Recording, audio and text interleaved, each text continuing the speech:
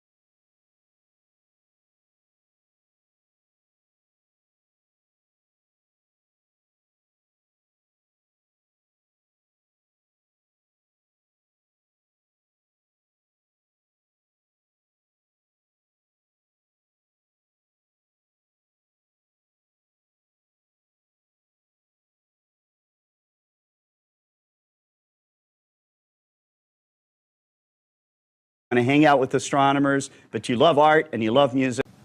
If you want to see amazing Milky Way views, you want to observe the stars, you want to hang out with astronomers, but you love art and you love music, you're going to want to come to the Arizona Dark Sky Star Party, September 21st to the 25th at Oracle State Park in Oracle, Arizona. It'll be an amazing event, and I know you're going to love it.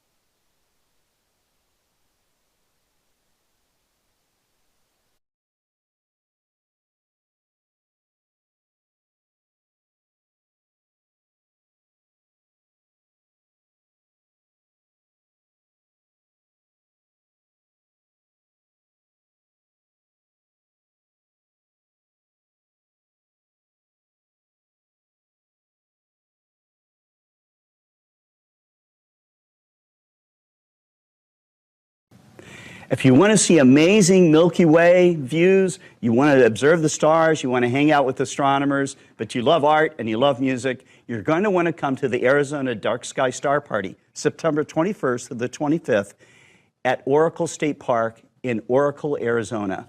It'll be an amazing event, and I know you're going to love it.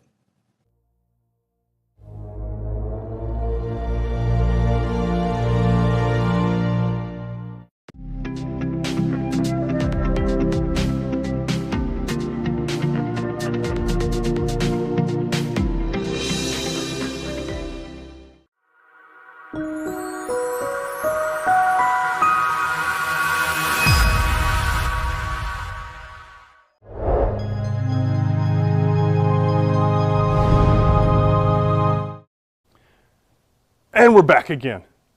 Hi guys, today is July 1st, 2022. My name's Tyler here at Explore Scientific. I know I'm not Kent, I'm sorry. Tariq thinks that you're pre-recorded today. Oh, well, sorry Tariq. We're not, because I have a whole bunch of stuff here It is mine personally because you're an individual that's always asking, Tyler, what kind of stuff do you have? Well, this is just a small portion of what I have. This is my personal stuff that I use, and we're going to go over how to set it up on a telescope, whether it be DSLR related or telescope related, how you use the two with a focal reducer, what adapters you need, field flatteners. And that's right, folks, we got our field flatteners in. You dang Skippy, we got our field flatteners in, we got them in. Setting it up with a Starzona filter slider drawer as well. What? Starzona filter slider drawer. And using a T-ring. I don't have one for the Nikon, but it's for the Sony down here. Now, with the filter slider drawer, it literally holds a filter, a 2-inch filter. See, now that's that's the right way to do it. It is. It really is, because it's sealed in. There's no light leak anywhere in this, and it's held in by magnets. Because I've always seen they put it out. Sometimes they get the big filters and they put it on the outside of the telescope, and I'm like, just put it in line. Yeah, and that's what these wonderful folks at Starzona have done. Starzona, because they're in Arizona, and they like stars, and I like Starzona. So, okay. Yep. So we're going to talk about field flatteners, and again, we just got them in. We just got them in. We just got them in. Hot dog, so hot weird. dog. I know, I'm weird, but that's why you have me come on these shows. Now this is a 2-inch field I didn't flattener. ask. Yeah, you did. I remember you telling me. This is a 2-inch field flattener that is capable of going to, or compatible with f5 to f7 telescopes. That's what these are for. So mainly what you'll use them for is ED80s, 102s, possibly 127s. 127 is a 7.5, so it's a little bit of a stretch. But it's mainly designed for the 80s and the 102s. So Tariq wants you to send that to him. Buy one. You got it. I'll send it right to you. It's easy. Okay. It's easy. Fair enough. It's fair enough. Do we sell that here? Yeah, we sell that here. We actually just got them in. We did. Huh. That's the beauty part. You need to start telling Noah so he can put them on the Amazon. Well, we're not on Amazon. We're on Facebook Live.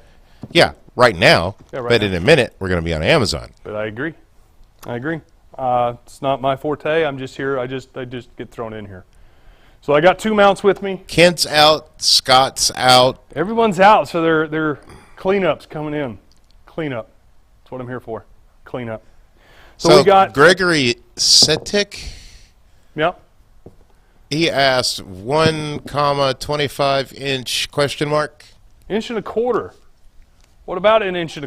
I don't know. Can you clarify it for me, buddy? He just posted that. I'd appreciate it. If you can clarify that for me, then I can definitely answer that question. Now, this is a 2-inch field flattener. Now, I got it right. It's just Tyler's microphone, for some reason, when we went live, died. It just died. Well, I think a battery went kaput. No, the battery is fine. It's full. Battery's good? You looked at it. It's full, right? That's true.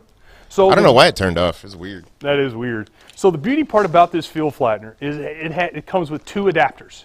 Now, what's the purpose or the point of the adapters? Well, most cameras, and yes, I got my ZWO camera here. This is one of many. With cameras nowadays, they're M42. Ooh, can't drop it. It's either M42 thread here or M48. And that's the ability with these adapters that you see here, is you have an interchangeable adapter that will either go from M42 or M48. And that's the beauty part. So that way you have a solid screwed-on connection. So that's that one. Let me cover my sensor back up. So Tarek knows what I have in my hands. This is the 2600 MC Pro. 2600 MC Pro. One-shot color if you're not familiar with it. I'm going to get you a monitor going here. No, it's not here to help. That's fine. I'm good. That's why you're here. You keep me entertained too. We have a camera or a DSLR. Dovetail bar for your DSLR options. We don't sell these lenses, but these are my personal lenses. So I have a Sony A7 III and a Nikon. Same camera we're shooting Same camera that we're shooting with actually on the Sonys. And I usually pair the Sony with this Sigma art lens. It's 24 millimeters. And I believe it is, yep. You just got that. Yeah, I just got it. 1.4. I just got it. Just picked it up because it's so beautiful with the stars, Paul. It's beautiful. He'll tell me no, it's not his. I don't know. I've never tried it. And I have a Nikon Z6 II with a 50 millimeter 1.8. Is that full frame or crop? This is full. I only do full frame, baby. Well, I don't know. Well, DSLR is only full frame, No, but that's not true. You can well, get a crop sensor SLR, and they're all SLR. well, what I use is full frame. All right. But my dedicated, Right, sir. my dedicated cameras, they're all APS-C. I do have a 294 mono, which is 4/3, and yeah. So today we're going to mainly talk about how to hook stuff up. I'm trying to change the camera. No, you're good, buddy. So everybody likes seeing the hands anyway. They don't want to see the face. Yeah, So I got a 127 behind me with our Exos 2 PMC8, which you can't see, but I got my hand on it. I also have the iXos 100 also beside me, and every once in a while I'll reach for a big giant jug of water. Don't worry, it's just water, I swear. Okay. Yeah. Now, this is which one? That's the Exos 2 PMC8. All right, this is the older one. What do you mean older? Well, the design is... No, No, so... that's the newer one. So this is where confuses me. I Okay. don't always understand... Well, let me enlighten you, good Well, don't sir. enlighten me. Enlighten Ken. He's the one who needs to explain it better. No? What's your question? Well, which one's the first one? So we had, initially when the company started, we came out with an Exos 2 GT. It was the white version. I call it the white version. It's completely white. Same body style, but it was teeth driven, wasn't belt driven like this one is. The motors were meh. But other than that, it's just wasn't belt driven. Yeah, It was just gear to gear, which if you have too much of a load on it, you'll snap a tooth off, and it's, you know, it was good 20 years ago. I know, I keep on looking for you because you asked the question, so I'm sorry. I know you don't, but he asked me the question, but he doesn't care what I think. I don't understand how that works. So we'll be putting the 127 on, and the way I angled it, that way you can see me putting on the attachments, that way you know what I'm actually doing. I'm just kidding. No, you're not. Whenever I say those. No, I actually am. I am just kidding. I don't... Everybody takes me seriously. I'm just... No, me and Paul like to go back and forth because it's just what we do. It's personal every now and again. Yeah, well, sometimes it's fun to take things personally. Sometimes it's fun. But, I mean, that's Anyway. what today's show is mainly going to be about on Amazon Live. Still got And 10 minutes. is how to hook up your equipment. I've seen a lot of people, especially with mounts or telescopes, it's trying to figure out backspacing as well. Monitor's still not there, bud. Sorry. TV's off. You got to drag it over. I mean, I'd do it, but I got to be in the frame. And there was Paul. It's amazing. I can see questions. I see Annie's question because I see her face on the back monitor. That's sad. I thought my eyes were actually bad, but I guess they weren't. So yeah, we're going to mainly talk about how to hook up stuff. I mean, that's really it. It's simple. It's really simple. And this is the basic necessary functions to get started into astrophotography. Because if you don't know how to hook up a T-mount ring and a camera, well, it ain't going to be a good day. Let me just say. It ain't going to be a good day. But, I mean, if you just want to use your Canon or Nikon or whatever and just throw a lens on it, all you literally need is the DSLR, Dovetail, slap it on here, and just get an intervalometer and you're good. So, just to be totally accurate, Here comes... don't slam any of your equipment. Yes, that is very good facts. Don't slam anything. My head's semi... No, it's just the way I'm standing. So, Connor Bradley, Scott's questions, is it possible to image planets on the moon with an f9.5 acro? Yes, it is, Connor. Everything is always possible no matter what telescope. I have a buddy that's local. Where's the Canon? Hang on, Annie, we'll get there. That's got one of those Celestron giant 6-foot long, I think it's an F10. or bigger on the F ratio, and he takes great pictures of the moon. Amazing. And he always submits them to the local weather station here, and they use his images all the time. That's what he uses. So, I mean, you can always take pictures with anything. I mean, there's people that use SCTs, and they're f10 and slower sometimes. I mean, even at main observatories, they take pictures, and they're even slower. So don't be afraid to experiment with anything, because what's it going to hurt to try anything? Because that's what astrophotography is about, mainly, is experimentation. Find what works for you and keep trucking. And if you read that something's a little better, then just make the adaptation and keep on moving. So I hope that answers your question. The white one is controlled by a hand paddle. And he is correct. So the older model of this mount, Paul, I'm calling it the dinosaur, is controlled by a hand controller, which... Look at the camera. That's right. Work at camera. Keep looking at everybody else. Look at camera A. But As yes, much as you say you don't want to look at me, you sure do look at me a lot. Yeah, well, you're kind of hard to miss. Hand controller, hand controller, hand controller. That's the main difference. With the Exos 2 PMC8, it's all iPad, Windows 10, ASCOM driven. Eventually, app willing on phones, working on it, doing the best we can. Just need time and patience. That's the whole key of it. It's time. So, Annie, yes. Lucy, yes, it is very possible, as Tarek says. How much for the DSLR Dovetail? Paul, you're going to have to answer that because I do not know the product's price off the top of my hand. So I believe it is $39.99. I believe. Find the Dovetail. But here's the thing, Adrian Badley. Just call me, and I will hook you up, buddy. That's the thing. I know who you are. I can't find the Dovetail. It's called a DSLR CDA. Momentarily, while my assistant helps me. I'm going to totally turn you into a panda. We look like a panda. Panda. There we go. Was it $39.99? Was that close? Was that close? There she is. No.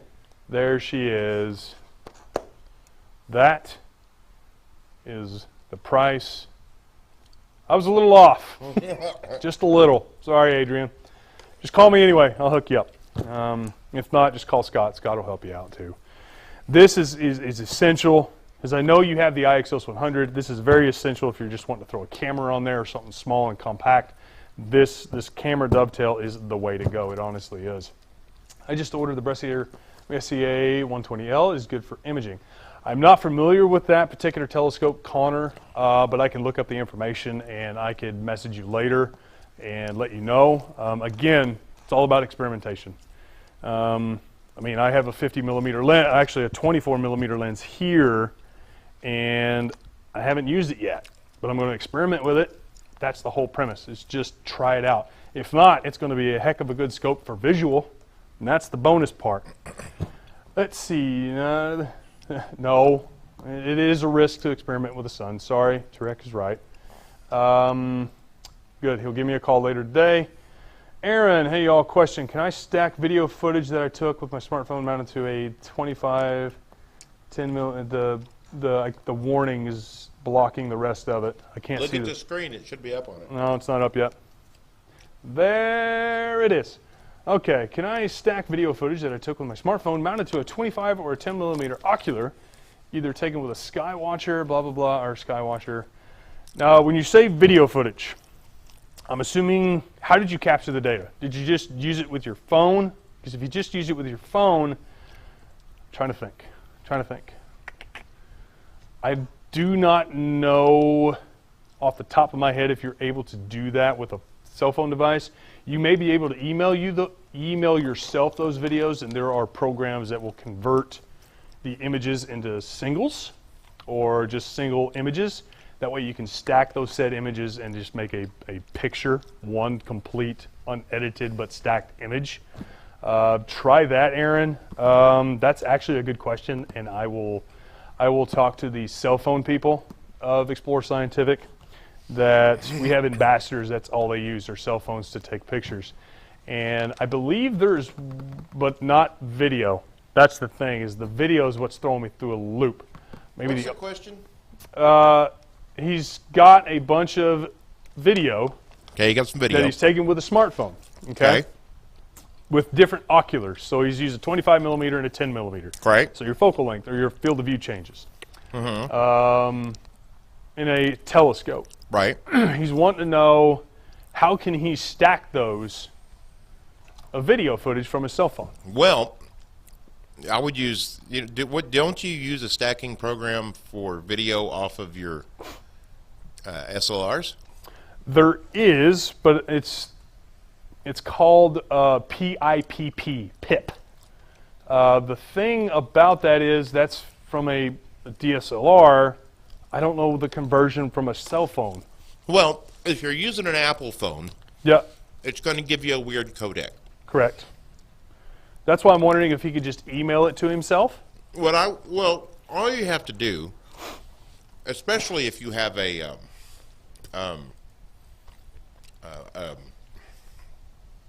Go on, you can do it. subscription to like Adobe or something like that. The Adobe could do it. Yeah, you can throw it into Media Encoder and turn it into the codec that's the correct codec. Ah, George Lutch responded. Hey, George, how you doing, buddy? The footage is pretty crisp already, but I want to try it. It's fine if it's crisp. If it'll take a ProRes 444, if the software will take it to stack it, and you need to transcode it, it as ProRes 444. And the reason for that is it has the largest bit depth. You're going to get to retain all your information. If you turn it into an MP4, then you're going to lose your information. You're going to lose some of it. But George Lutch just came in with the clutch. George Lutch, clutch. Plenty of words. Dead things. Auto Stacker. That converts video footage. Doesn't matter where it's from. I completely forgot about Auto Stacker. I really did. Auto Stacker would be the way to go. Is Paul eating? Yeah. I'm having lunch. Yeah. That's all I'm going to say is yeah. I usually do during the show, actually. That's true. We work him to death, and the poor fella just can't. I don't get a lunch hour anymore. Oh, poor baby. Tear. Whatever. Tear. But again, guys. I even have to use my own equipment. Always something. Poor fella. So mistreated around here. Oh my lordy. Oh my lordy. But I mean, that's Facebook on this thing. I really hope you guys tune in theoretically 5 minutes. When is the next show for Amazon? 2 o'clock, but we're going to roll right into it. But I guess I'm just going to keep on rolling. So PIP or anything stacking software, oh yeah, Auto Stacker. It's Aaron, it's PIPP. Paul, India, Paul. So India or two Indigo? P's at the end. Say again? Is it India or Indigo? It's India. Facebook user, hi guys, if your phone recorded AVI or MPEG, MPEG, maybe you'll need a video converter, to put it into PIP, and then Auto Stacker. Exactly.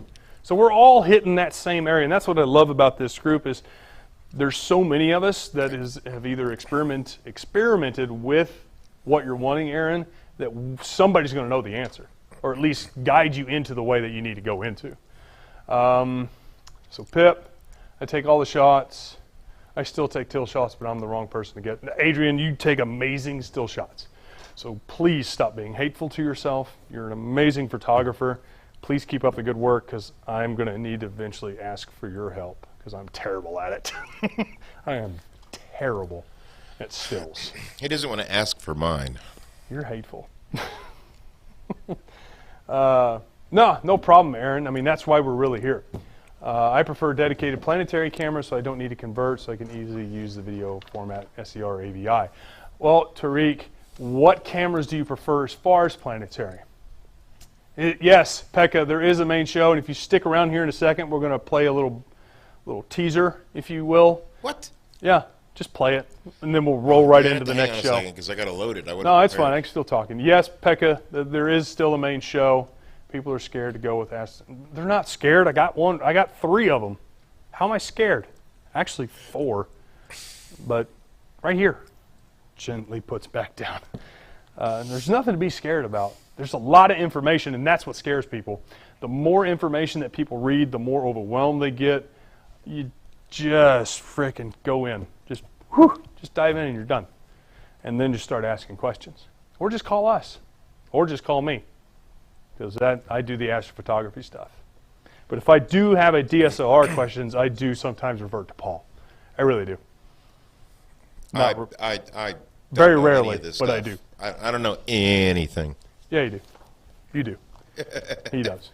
But that's going to wrap it up for the Facebook. I'm going to take a quick water break, and I really, really hope I want to continue this conversation later. Ask questions, please, guys. Stick around. We're going to be right back. Paul's going to roll the promo for Pekka. I'm pointing to the main screen for Pekka. That way you're a person.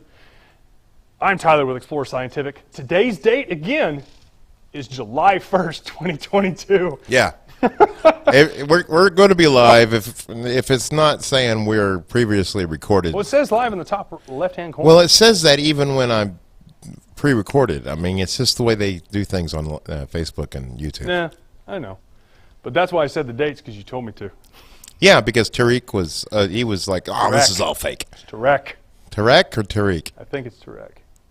I could be wrong. He ought to send us a way to say it, just to make sense. I've interacted with him, but I'm terrible with names. I really am. I really am. But again, guys, that wraps it up for today. I'm going to go take a quick water break down here because my water bottle's down here. And then we'll be back in literally 3 minutes for the Amazon Live. Paul, roll that beautiful promo footage. Is it even playing? No. Time for a live. Hi guys, Tyler here with Explore Scientific. Make sure you tune in this Friday at 4 p.m. Central Standard Time for a live Q&A with our very special guest, Mr. Gary Palmer. We're going to discuss whatever topics that you have, whether it be troubleshooting your equipment, how to fix back focus, how to use a Quark, chromosphere, or anything that you have issues with, whether pre-processing, post-processing, or just equipment setup. We're here to guide you and give you the answers that you've been looking for. Again, my name is Tyler with Explore Scientific. Can't wait to see you on Focus on Astrophotography.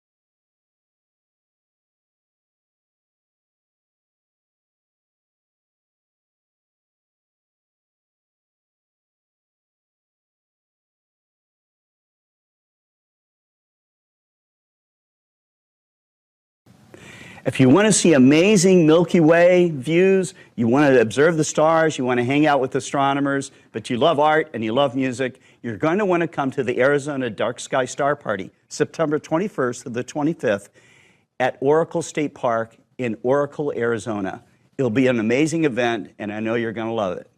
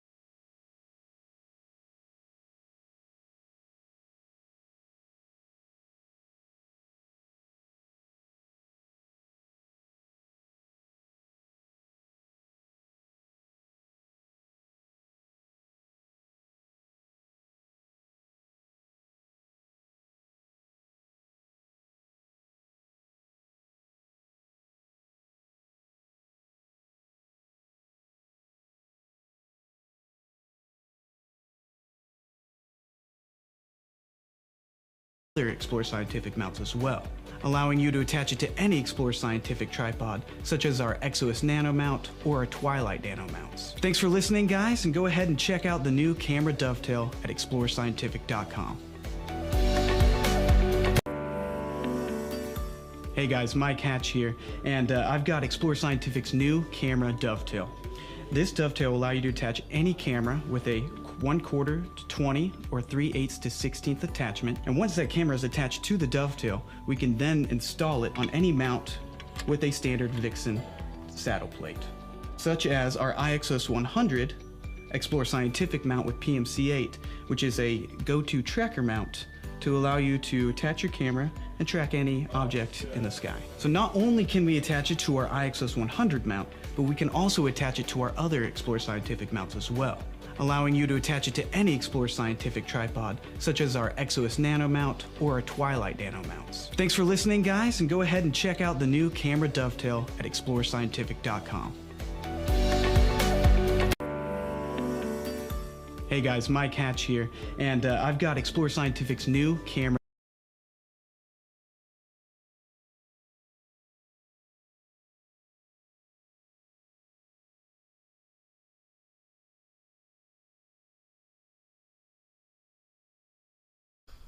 Hi guys, Tyler here with Explore Scientific. Make sure you tune in this Friday at 4 p.m. Central Standard Time for a live Q&A with our very special guest, Mr. Gary Palmer.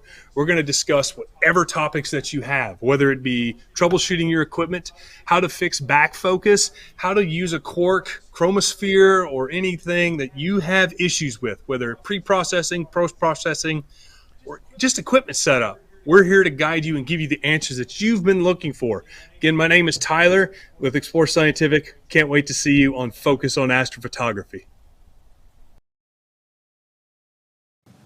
If you want to see amazing Milky Way views, you want to observe the stars, you want to hang out with astronomers, but you love art and you love music, you're going to want to come to the Arizona Dark Sky Star Party, September 21st to the 25th at Oracle State Park in Oracle, Arizona.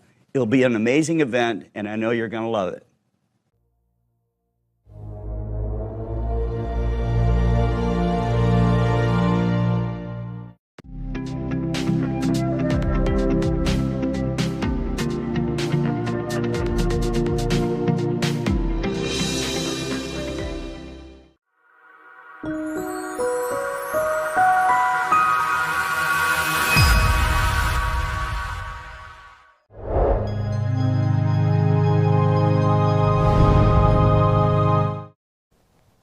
And we're back.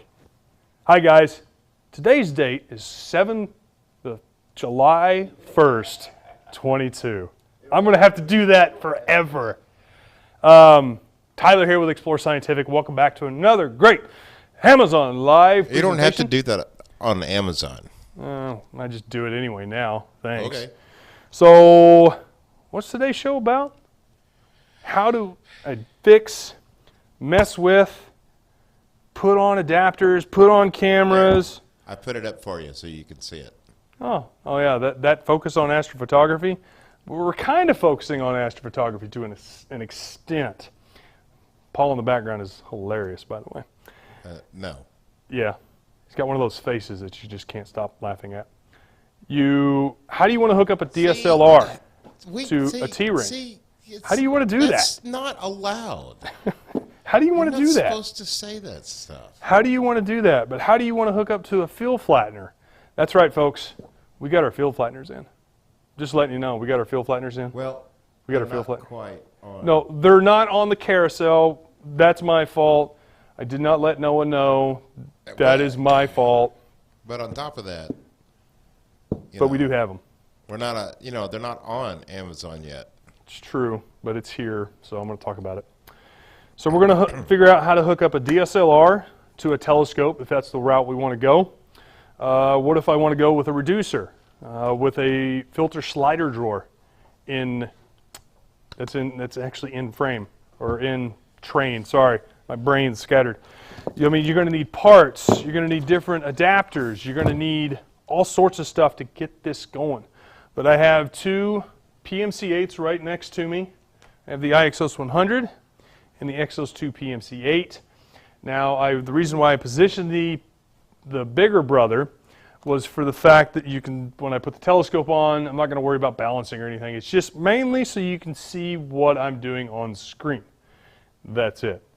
So I'll talk a little bit about what's going on the table and, you know, what I have. This is all my personal stuff. This is just a portion of all my personal stuff, too. Just a small portion.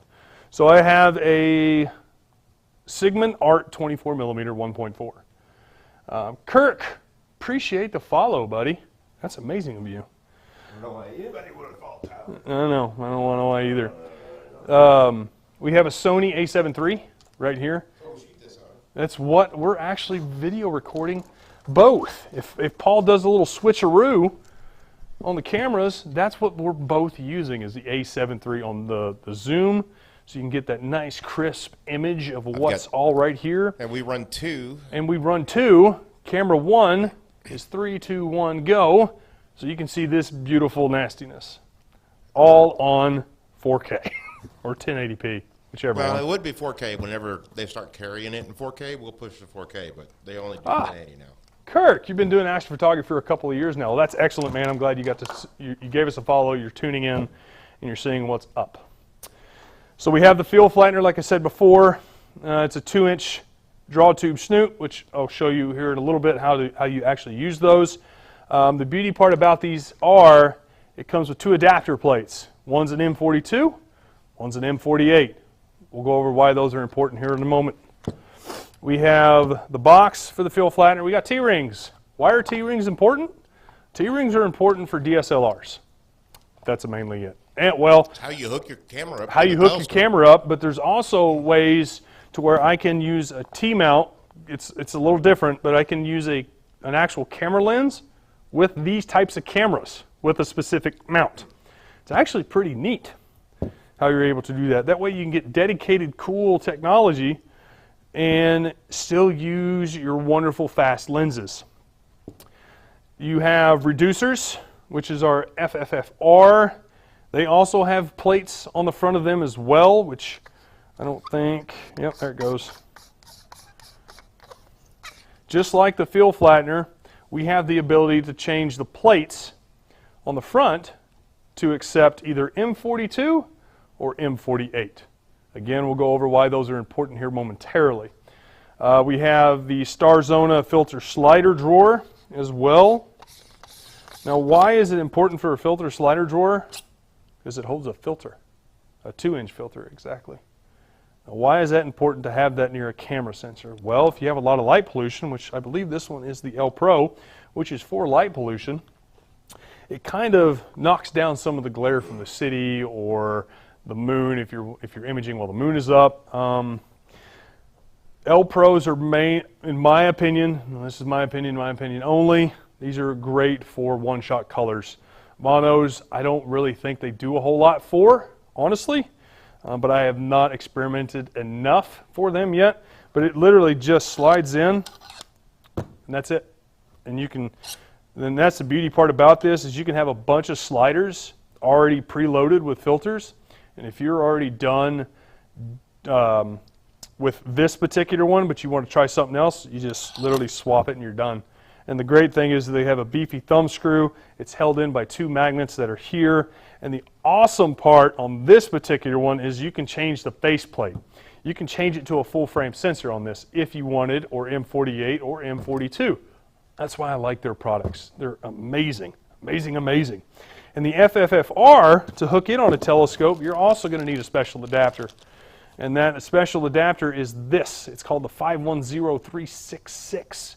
Now, why all the numbers? Well, the numbers are for it's just what I know it by is 510366. The dedicated, it's not really given a name. It's just a part number. But you would unscrew the 3-inch. I'm going to call these a snoot or a skirt, depending on where you're from.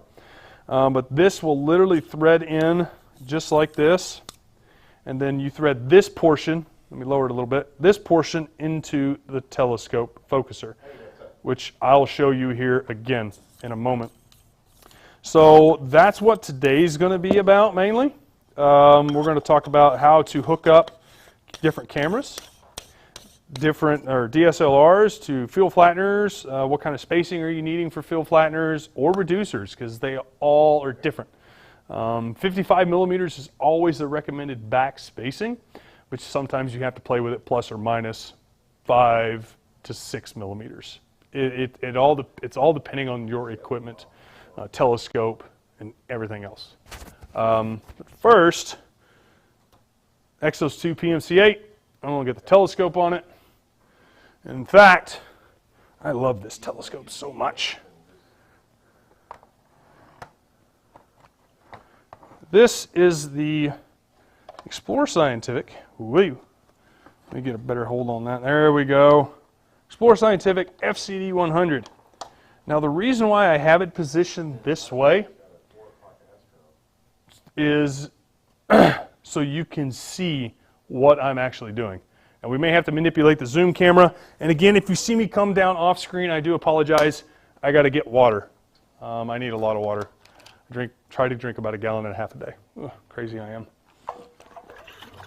So if you see me reaching down from my big cantina, I apologize. So let's talk about the field flattener. What are field flatteners? Well, field flatteners, light never really enters. I know you can't see it. Let me adjust here. And cool. We're going to go with this angle because it's close enough. So light enters the front. Now when you're pointing at your object, light's not just a straight piece of paper. Think of it as paper. Paper eventually will bend after a while.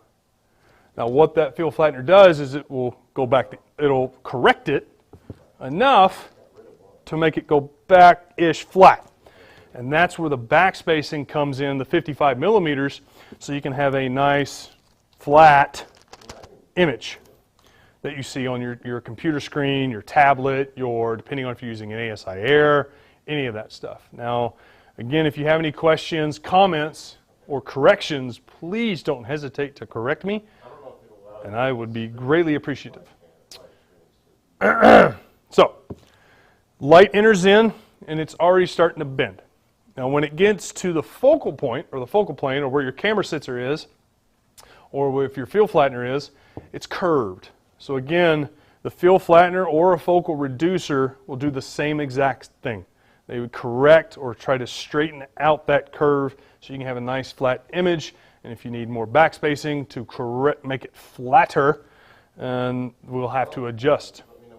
So I'm going to reposition this back over to this way. Zip. So I got my telescope. Just got out of the box. I want to attach my DSLR to it. So that's what I'm going to do right now. So right here I have a Sony A7 III, and I'm going to attach it to the field flattener focal reducer. I'm going to get my box out of the way just so I don't knock stuff over, drop things, and vice versa. As this is my stuff, and it's very expensive. So I had to buy a T-ring. Now, T-rings are what help attach, or T2 ring, or what help attach either to M48 or M42 adapters. So you can use your DSLR as the camera, because, I mean, everybody has DSLRs, I would assume. Not everybody has dedicated astronomy cameras. Dedicated astronomy cameras are more expensive. The reason being is the fact that they have the ability to cool. Newton rings, is it an artifact that appears as a duplicate of the sun, but weaker, or is it something that's visible on the surface of the sun? Tell you what, Pekka, you come in with that same question with Gary Palmer on the troubleshooting aspect for focus on the other one that we're going to do. Here's the thing. You need to talk to Scott. No. What?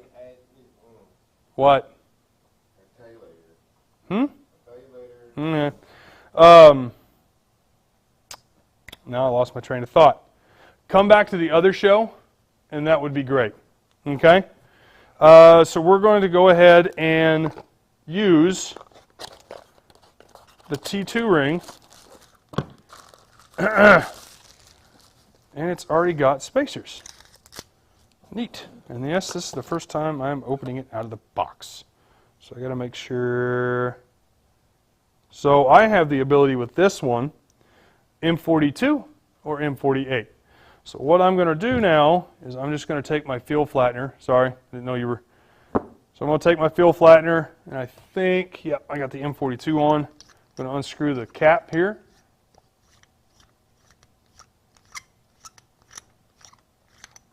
And there it goes. And I'm going to go ahead and screw it on. Now the reason why I'm doing this is because my field flattener has a dust cover. Once I take this cap off my camera or DSLR, the sensor is exposed. I don't want any dust, fingerprints, smudges, water, anything getting on it, because I just don't want it, because it's a pain in the booty to clean it. So I got that there. Now I'm going to take my dust, sorry, I keep moving everything. I'm going to take my little dust cover off, and I'm going to put it on this little T2 ring.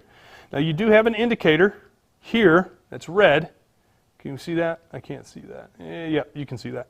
Now you're going to match it up with the indicator that's on the front of your camera. So I'm going to take off my cover and quickly get it over to it and turn it. Now I have my DSLR that is capable of going to the back of my telescope. I'm going to take out my diagonal here and put it over here behind me. I'm going to get this box, put caps where they need to go, put boxes where they need to go over here. So now I have my field flattener and my DSLR ready to go. So I'm going to undo my cover, and I am going to literally just throw it in the snoot, and I'm going to tighten it down.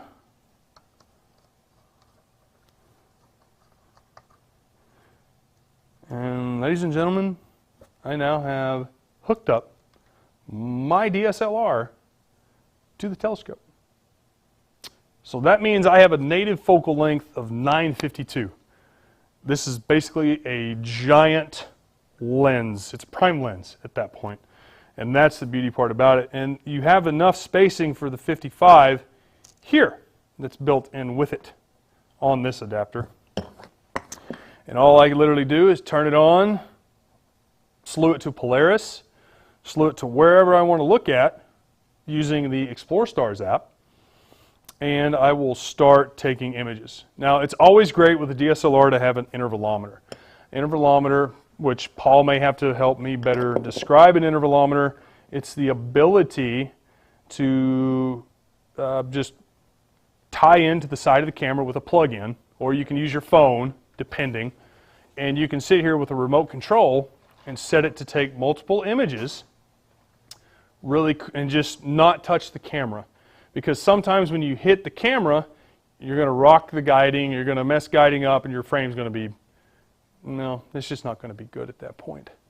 But most cameras nowadays, and Paul may have to correct me, is most of them have, some have built-in intervalometers or apps that give you that ability for intervalometers.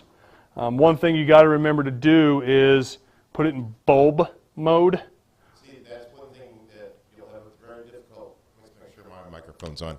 Okay. That's one thing that you're going to have a difficult time with on some of the new cameras. And they do have a built-in intervalometer. Mm-hmm. Yes, that's true. And you can use that for, and for example, in the Sony, it'll only do 30 so seconds, many exposures, so many for so long. But if you're looking for 4-hour exposure because you've got this thing tracking and it's perfect, and you're ready to go, you're going to have to get an intervalometer and program it into it. Sony is kind of stingy with their software, so unlike a Blackmagic for big. Like Pekka, he was saying something about the Canons where you can get the Magic Lantern. Oh, yeah. And that's good and all, but you void your warranty when you use that, just so you know. So give it for more. New camera, don't use that if you don't want to void your warranty, because they'll figure it out. Anyway, but in the Sony, it only goes 30 seconds, and you're not going to get a bulb. But if you need a bulb, and that's how I shoot my night photography. But Yeah.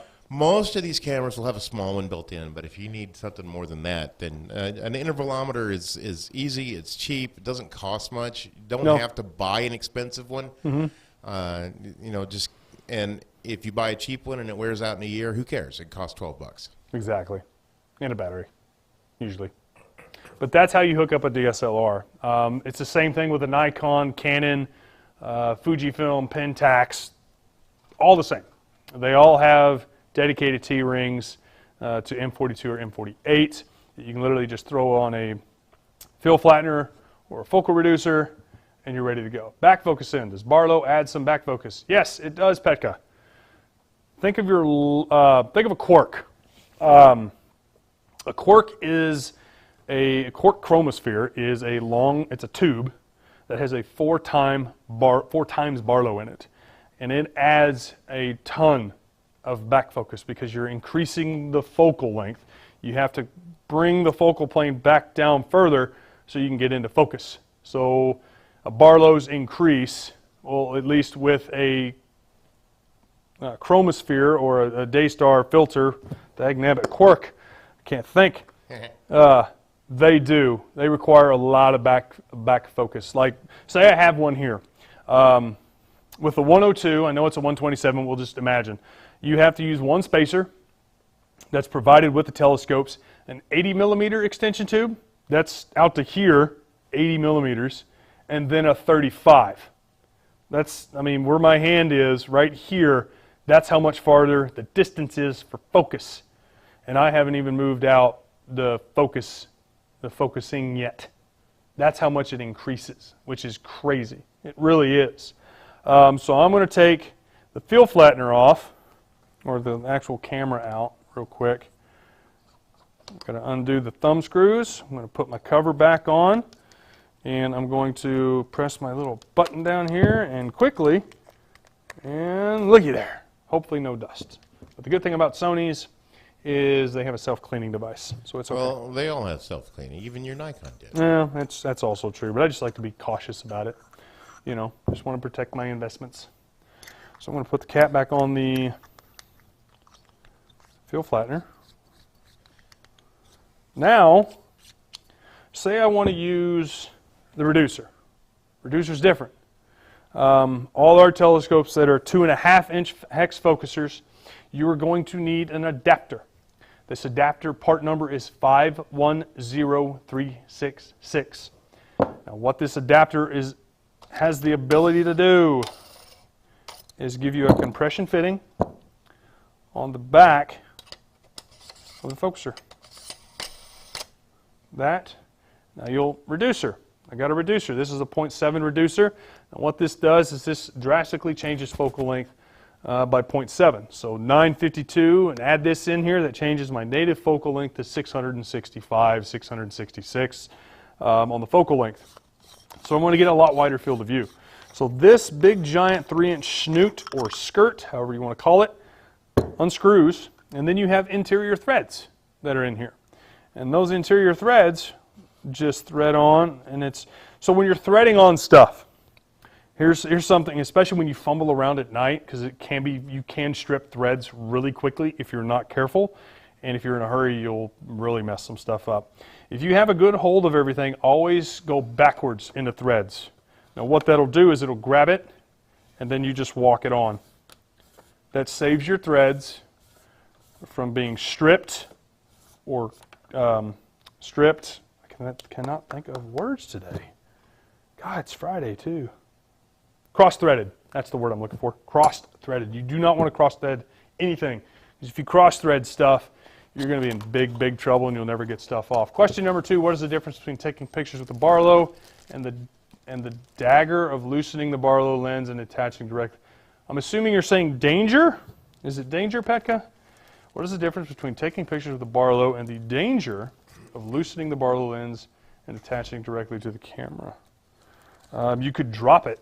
That's one thing. You don't want to drop anything. So for when I was doing some testing last night, Petka, last night, and I was using a full frame dedicated astronomy camera, I had to 3D print a part. Now, 3D printing the part wasn't the hard part. It's just I'm putting on a very expensive camera that I did not want to drop. Why did I not want it to drop? Because it's PLA. PLA is tough as a material, but I don't know how it'll handle the weight. Especially with a full frame camera, they're extremely heavy. They're almost as heavy as a DSLR sometimes SLR. with DSLR. SLR. SLR. DLS. Single lens reflex. Yeah, let me be. It's a mirrorless. Mirrorless. They're all mirrorless these days. They are. But when you're attaching a monochrome camera, which is a couple of pounds, a filter wheel with filters and everything else, it becomes rather heavy, and I did not want it to fall. So I put a whole bunch of pillows and cardboard underneath the pillows to cushion it just in case it decided to fall. I did not want it to smack the ground, break the filter wheel, break anything in half. That's a very expensive camera. NVO, the Barlow, I don't know what that means. PECA, NMO, the Barlow tube. I'm not sure. Tyler, we in 3D print the right direction. Yep. Yep. Always print the right direction, because if you don't, you're going to be in big trouble. You wasted all that time for no reason. So we got the Phil Flatner focal reducer on. I got my dedicated camera on, and with the filter slider drawer, I'm going to unscrew this here, unscrew this here. Now, you're going to ask, why am I not as protective with this one as I am with a naked, or the naked sensor? I call them, the SLRs. Well, it's because of the fact that this has a piece of glass in front of it. The DSLRs or SLRs, they don't usually. What they have in front of them can be a screen, or they're just bare sensor. With this one, it's a UV-IR glass filter that's right in front of it, and that's what you see in front of it. So I'm not too worried about this one. I try to avoid getting dust and everything in it. All over it now. Yeah, I know. There's dust all over it. I'll clean it later. I'm not too worried about it. And then I'm just going to simply attach it by turning it to the right, my left, and it grabs. Done. Simple. I am 55 millimeters. Now with a reducer, you're going to have to play with back spacing. Same with a field flattener.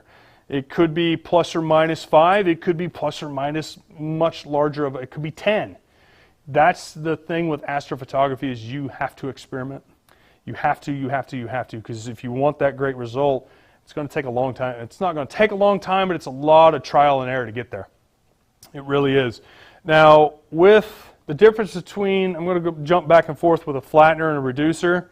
Since you reduce... PECA, we do have that ability, but we don't want to get bogged down in the middle of the show if, you know what I mean? If for voice and questions. Yeah, I get it. Because I would need help, because I'm already busy enough. He's busy. He's busy. He's one man man and one man only. Something goes down, I'm not screening calls. So with a Phil Flatner focal reducer, you're reducing the focal length, right?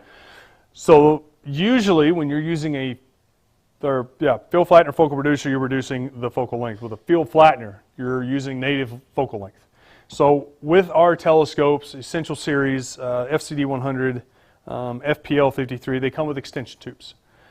With those extension tubes help with providing you the proper back spacing for back focus. No, back focus for the, back focus. So yeah, it's confusing. So with astrophotography, you would use 2 dedicated extension tubes for a field flattener. With a reducer, you're taking away because you're decreasing the focal length. So you would take away an extension tube because you don't need that extra back spacing to bring into focus. Yeah, mouth, yeah. But with a reducer, 1 spacer, 55 millimeters, and again, it all depends on your telescope. That's where it's going to come into play of how much back spacing you're going to need from this piece of glass. Now, this is where they take the measurement from, the 55 millimeters. Is it correct that in planetary photography, back area is not important than on deep sky object? There are nice sharp round stars on the edge. I'm going to say yes, but I don't do planetary. You should. I should. I really should. I have the equipment to do it. I just don't do it because A, the planets aren't up until 4 in the morning. Pekka, let's ask Gary that later. I think we should. I don't think it Wade does. says no. Yeah, I didn't. There's Wade Prunty. He would know. He would know. Speaking of which, Wade, if you want to give me a little ring later, I got some news for you. Just give me a little ring or a text or something. We can talk about it later. But this is how you hook up a dedicated camera. Is camera, filter slider drawer, a spacer that's provided with the camera, FFFR. That's it. You're done. I mean, that's 55 millimeters. I take a test exposure. I look at my corners of the frame. And if the stars aren't elongated, then I'm fine. But if they are elongated, I have to adjust the back focus, which is this point. So the back focus is from the front of this glass, which is right underneath this cap, to where your sensor lies in the camera. It even applies to a DSLR. It literally applies to this too. Same basic math. And I'm not good with math. People know this. So now, what if I don't want to use a telescope? What if I just want to use a DSLR? You have the ability with our DSLR CDA to do that. So I'm going to take this off real quick, and it's all going to want to come out at once. And I got to be very careful not to drop anything like I almost just did. Come on. There it goes. Put this back here. Is there a major difference equipment-wise in what you need for planetary image versus what you do?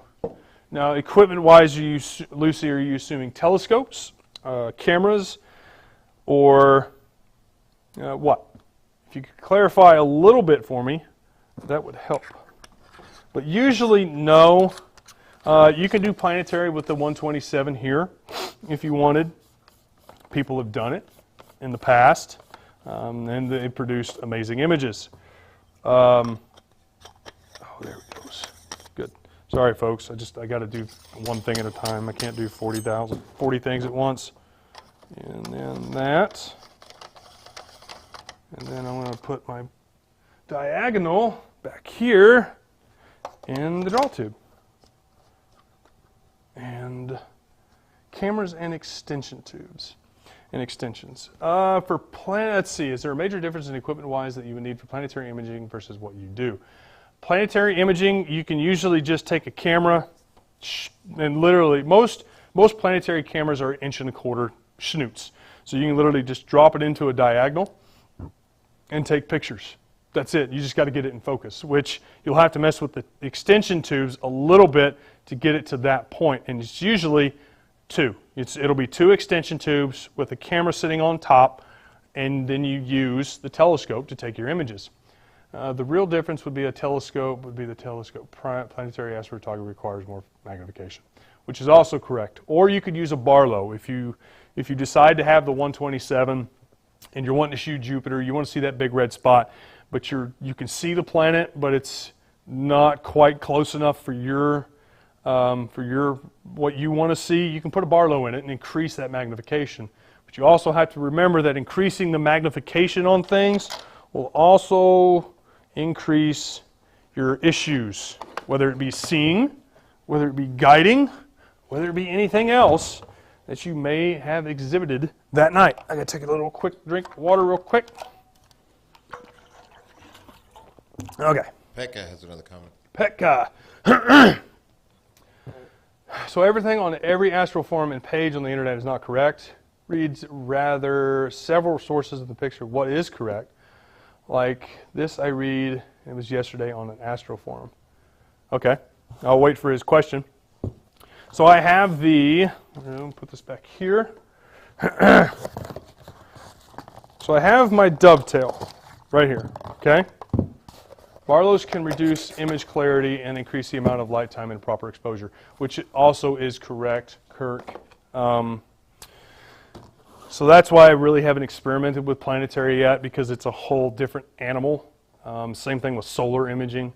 It's a whole different beast. You have to learn a whole new different set of skills. But I mean, well, you're still kind of right. It's still gonna, you still need to increase the exposure time, or the exposure time to capture that detail, since you're increasing the magnification. What was I going to go on about? I cannot remember now. Darn it. Blanking of space. Oh, it's a whole different set of skills. Doing solar requires a certain set of skills. Planetary is the same exact thing. You know, it's same with deep sky objects, or DSOs. They all require a certain set of skills, but once you kind of understand one of them, they slowly transition to another one. With deep sky objects, I know how the camera system works. I know the backspacing and all that other stuff. I know the kind of the ins and outs of getting everything going.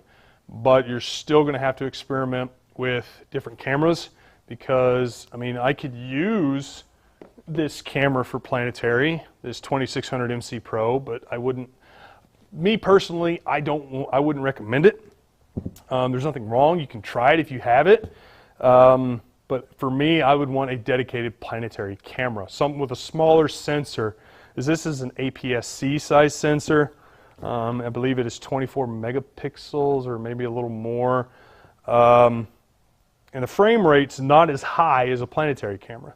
So you're recording a video with planetary. With these types, you can record in video. It's just not going to be a higher FPS, or frames per second. With planetary cameras, they're a lot higher. They're in the 20s, 40s, and some are even in the 60s frames per second.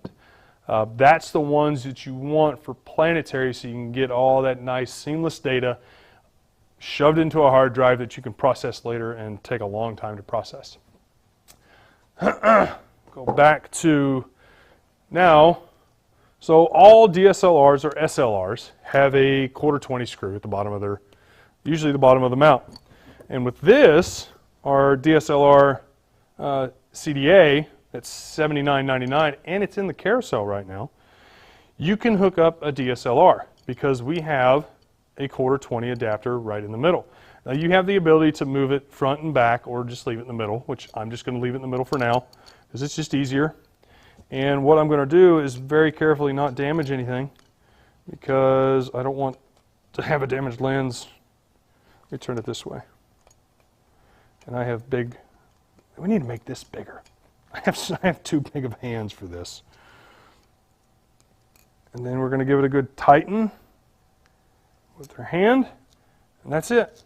Now I can mount this camera, or any other camera that I have, to a Exos 100 that we have over here, or an Exos 2 with PMC8 that we have over here.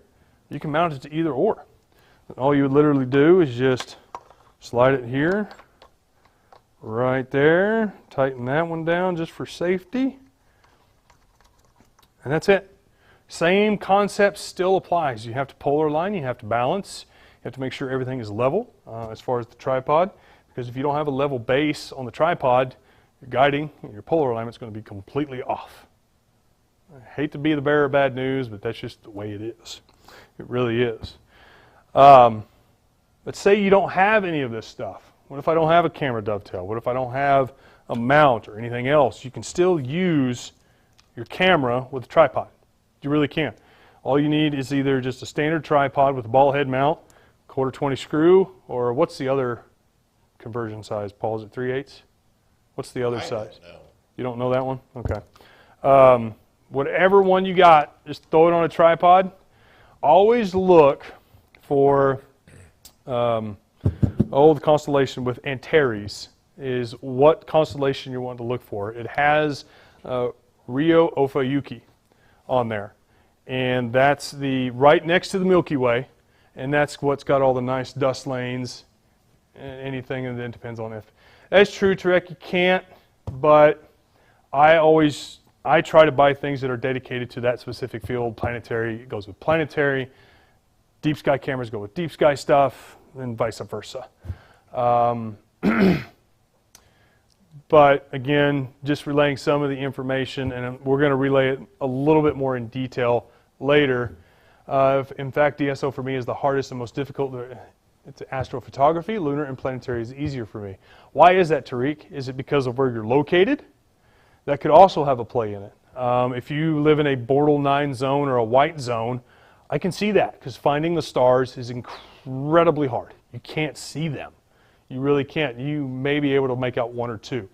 Is there anything special on the ASI Air when hooking up to the IXOS 100 to make it work special I should know? Nope, Mike, it's literally simple. So I'm going to turn this around real quick. I don't have the ASI Air with me, but all you're literally going to need, Paul, you able to see that, or do I need to move it a little more? Yeah, no, we got it.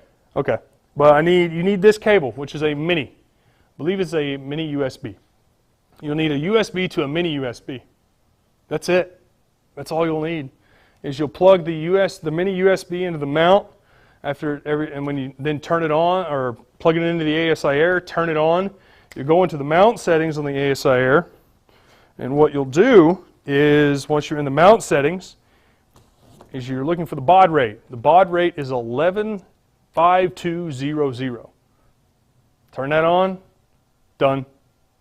Now you can control the mount with the ASI Air. Plus or Pro, dear Lord. I'm in a Bortle 9 and also have to calculate the back focus, which is not, with any not perfect scopes. Yeah. That's the thing with astrophotography, whether you're doing deep sky mainly. Again, I don't know planetary. I don't know it. So you're probably right, Tarek. The back focus. I don't do planetary. I really don't. I need to, but I'm always doing testing and I don't have time and the planets aren't up, unfortunately. So we got 15 more minutes. Mm-hmm. Oh boy. I don't know what else to talk about right now. Really don't. I don't. For those people who are starting out, what's the technique for the moon? Technique for the moon, we'll use DSLRs for reference. So the IXOS 100, I have the app. I don't have an actual app in front with it. While planetary or the moon, I just mount the camera to the scope and start imaging it, very easy peasy. That's one way of doing it. Just mount the camera, point it, go. I slew to the moon after my polar alignment. You don't really need a polar alignment. It's recommended. So that way the moon will stay in the center of frame, or your frame of the camera. So you'll slew to the moon, and you're going to have to lower, depending on which time you're actually shooting the moon. If it's full moon, it's going to be hard to shoot that thing. It really is, unless you... it's not that hard, but it's just a big, bright object. So you're going to have to lower your gain, or your ISO. You're going to have to completely bring it down to like a 50th or more of a second. Like, it's going to have to be quick. That way that shutter just opens, shuts. And then you look at it, go on to the next. And that's what you do. The great thing, you can use autofocus, but it's recommended that you use, for deep sky objects, that you always do manual. Again, not a planetary person, no idea. I usually just do it in manual. That way I can just zoom in on a crater on the moon. With these, most of these cameras have the ability to zoom on the back of their little viewfinders, their touch finders back here. They have the ability. Yeah, they are bright and they are very easy. Especially with a wide angle lens, if you're wanting to go for the moon, but if you're wanting to go for the farther planets, Jupiter, Mars, Saturn, it's different. You're going to have the longer focal length, the longer telephoto lenses, sometimes Barlow's. Then you're introducing a whole bunch of other things into the equation. You're introducing your seeing. I mean, the seeing can be terrible when you're introducing Barlow's, and it's just going to increase it that much more. And that's why some images you can see, like live view people, it's real distorted, it's like it's dancing or moving. That's the atmosphere going from the ground all the way up, and that's what you're seeing. And if you use the Barlow, it just makes it worse. It just makes the image completely muddy looking. But yes, Tariq, he is correct. Moons and planets are always the brightest things to see, so you just point and shoot with the camera. And it's very easy. Same with if you want to go with a dedicated astronomy camera or a planetary camera. Red dot finders will be your amazing friend for the moon and the planets. With an accurate red dot finder, you can visibly see them, but with a red dot, you can easily point and start shooting. But if you're going to do stuff like wide field with this 24 Sigma Art lens, then you literally just point it at the sky with a tracking mount or a tripod. Take the rule of 500?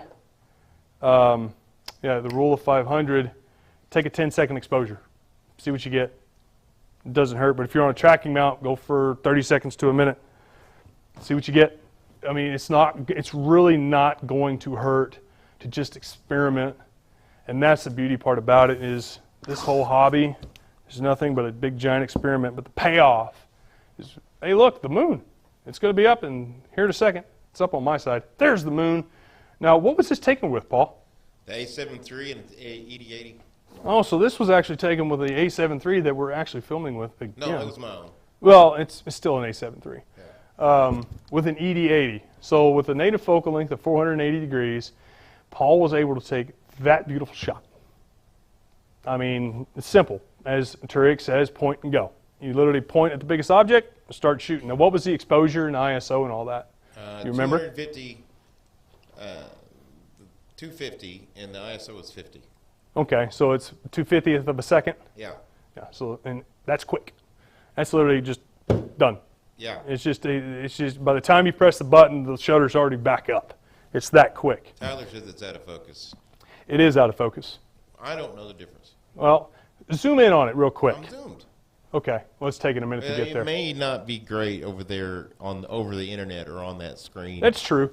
Go to the upper right, if you could, or Tycho crater. It's the biggest crater that's on the right. Well, I got this moon upside down. That's fine.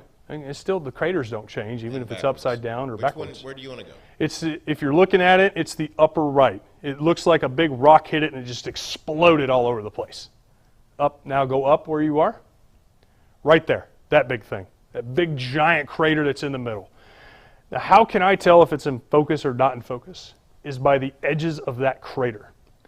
So if you're going to do planetary, especially on the moon, the best thing to try to focus on or use a DSLR with is magnify the view here on the back of your screen on a crater and focus on a crater.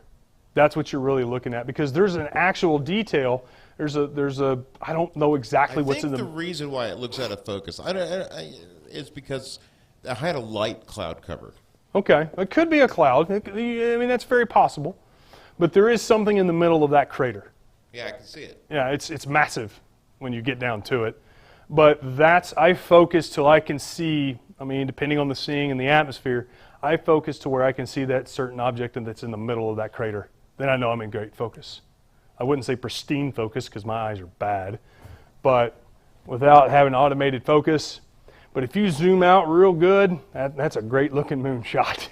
When you pixel peep and zoom in, it's just a touch out. But again, that's me. And again, I really think it's the seeing. And again, and Paul's probably right. It could be the seeing. I don't know what it was like when he was shooting in that particular point in time. There was clouds everywhere. Clouds everywhere. So there could have been a real thin cloud. The moon will go away and come back and go away. And oh, come that's thick cloud then. It ain't but no thin stuff. It never cleared up completely. It was always just a little bit. It was always just real bad and big spurts.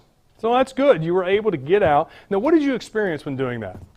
What was the hardest thing to figure out? It was really hot and there was bugs. Well, welcome to Astrophotography. And the ladies I was with, they'd look to it and they go, "Oh, it's cool." And when they were done, they were like, "No, it's just a mouse." Yeah, you need to get better friends. No, we were more interested in other things. Yeah, well, astrophotography is great. It brings people together, and that's the beauty part. But I mean, even Paul. I mean, Paul's more of a, what would you say, landscape photographer, and he's great at it. He's really great at it. But astrophotography, he's wanting to dabble in. It's just a play. It's a play thing. I'm not a serious. No, but he's wanting to dabble. That's why I use the word dabble. He's just wanting to. I'm not serious. I just work around every now and again. If we didn't have access to the telescopes, I might never have done it. Yeah, that's true. It is also true. But you can also get the same result with a giant telephoto lens or a prime lens, but you're going to spend a lot of money to get it. Oh yeah. A lot of money, unless you use a teleconverter. Then let's see here. Here's another shot. Okay. Is it any better? I don't think it is. I'm waiting for it to come up on my end.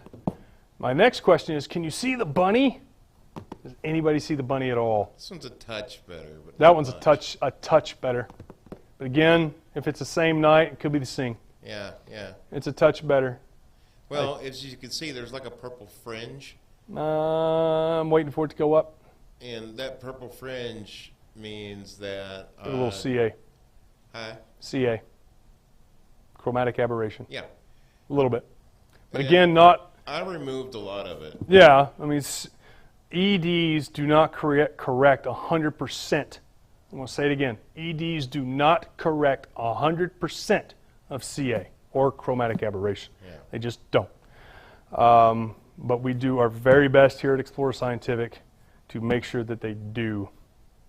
That's what we do here. But I mean, other than that, Paul, it's a little overexposed. Oh, I know. Well, no, I was taking HDRs. Okay, so you're taking a little high dynamic. And Okay. A bunch of different little exposures to try to... But do you see the bunny? Huh? You see the bunny? I have no idea what the heck you're talking There's a about. bunny there. I swear there's a bunny. I'm see blaming Kent. This is Kent's fault. I don't see a bunny anywhere. You don't see the ears on the top left and the rabbit in the body. Oh, I see what he's saying. No, it looks It's more there. like... It looks more like it hit North America, left a dent, and then bounced back into space. Oh, Lord. But guys, that's going to wrap it up in today's Amazon Live. I hope you learned something. And again, if you have any questions, don't be afraid to reach out to our Amazon Live chat. We will be more than happy to help you figure out what you need, what you need to get started, and whatnot. Make sure you tune in at 4 o'clock. Can't say Wade that. told me that I was missing a quarter of the moon. It's because the moon was sleeping on the other side. Yes. So again, my name is Tyler with Explorer Scientific. I appreciate you stepping in, hanging out with us on Amazon Live. Hope to see you again later, and y'all have fun. Clear skies and keep looking up. If you want to see amazing Milky Way views, you want to observe the stars, you want to hang out with astronomers, but you love art and you love music, you're going to want to come to the Arizona Dark Sky Star Party, September 21st to the 25th at Oracle State Park in Oracle, Arizona. It'll be an amazing event, and I know you're going to love it.